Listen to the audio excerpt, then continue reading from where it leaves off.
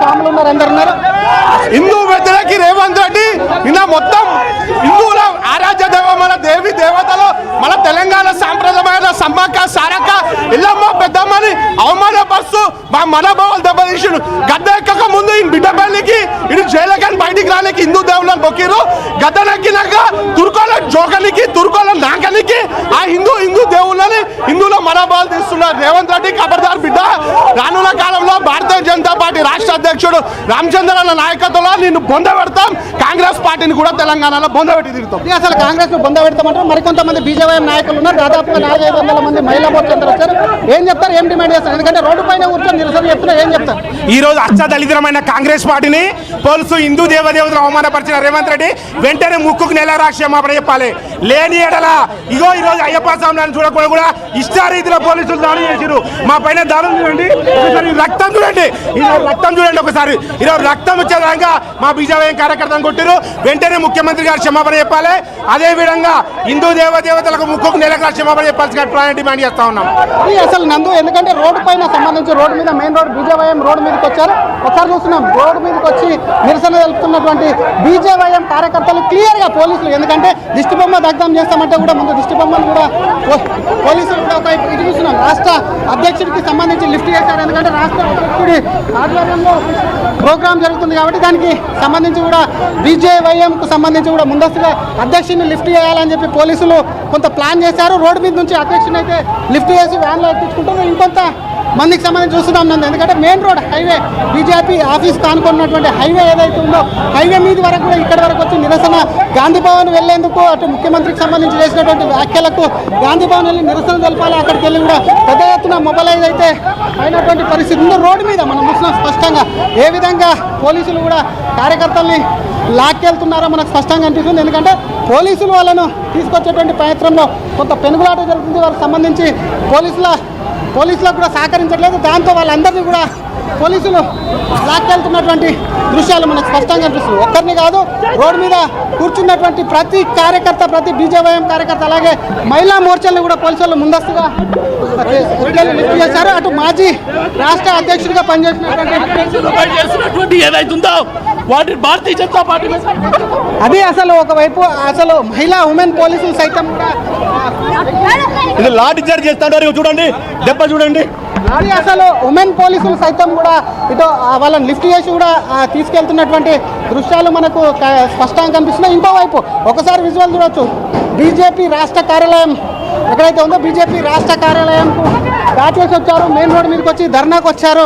ధర్నాకు రావడంతో కూడా పోలీసులు కూడా అడ్డుకోవడం కాకుండా వాళ్ళను లోపల ఎక్కించారు. వ్యాన్లకు సంబంధించి కూడా ఎక్కించడంతో కూడా పెద్ద ఎత్తున అటు ఉద్రిక్త పరిస్థితి నెలకొని అటు బీజేపీ కాకుండా బీజేపీ ఈరోజు రాష్ట్రవ్యాప్తంగా పిలుపునిచ్చినటువంటి నేపథ్యంలో వారికి సంబంధించి కూడా పెద్ద ఎత్తున ఉద్రిక్త పరిస్థితుల్లో పోలీసులు ముందస్తుగా అంటే జాగ్రత్త పడ్డప్పటికీ కూడా పోలీసులకు సంబంధించి ఎక్కడ కూడా వాళ్ళకి సంబంధించి కూడా పెనుగులాట అయితే జరుగుతున్నటువంటి సిచ్యువేషన్ ఉంది. ఇంకోవైపు బీజేపీ పార్టీ నేతల్ని కానీ బీజేవైఎం కార్యకర్తలు అరెస్ట్ చేసి ఆపలేదు. డెఫినెట్గా రేవంత్ రెడ్డితో చేస్తున్నటువంటి విధానాలకు సంబంధించి కూడా ఒకవైపు ముందుకు వెళ్తామని చెప్పి కూడా పోలీసులు లోపలికి వెళ్ళామంటే రేవంత్ రెడ్డి నీకు రాబోయే రోజులలో అసలు పోలీసులు కొంత సహకరించాలని చెప్పి వాళ్ళకి చెప్తున్నప్పటికీ కూడా ఎక్కడ కూడా కొంత ఉద్రిక్త పరిస్థితి అయితే నెలకొందని చెప్పొచ్చు.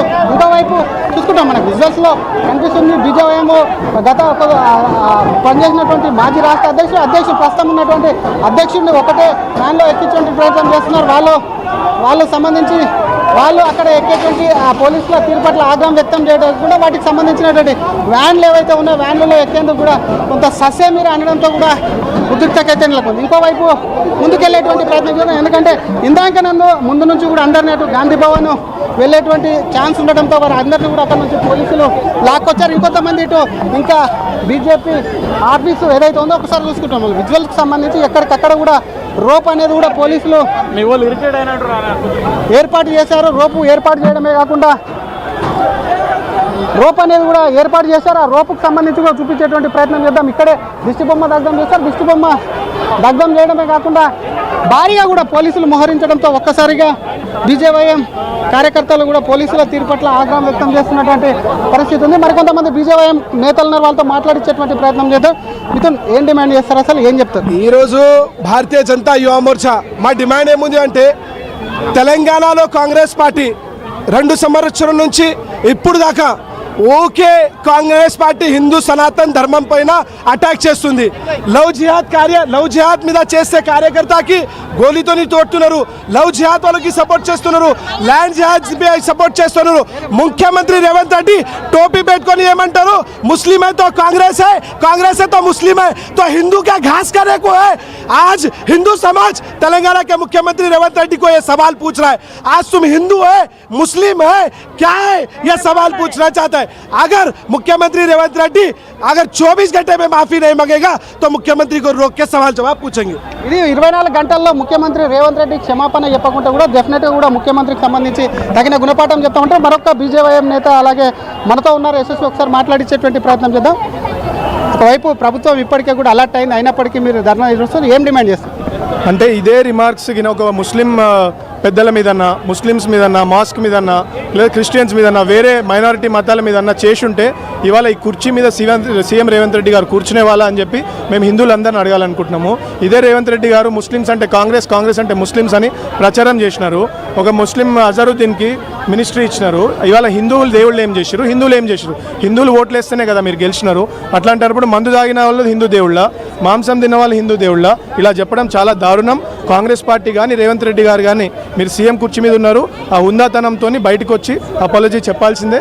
చెప్పకపోతే హిందువులందరూ ఒకటవుతారు. ఆ ప్రయత్నంలో బీజేవైఎం కానీ బీజేపీ కానీ మేమందరం కూడా అదే ప్రయత్నంలో పనిచేస్తాం. ఇది అసలు నందు, ఒకవైపు ముఖ్యమంత్రి కంపల్సరీ అపాలజీ చెప్పాల్సింది. ఇతర మతాల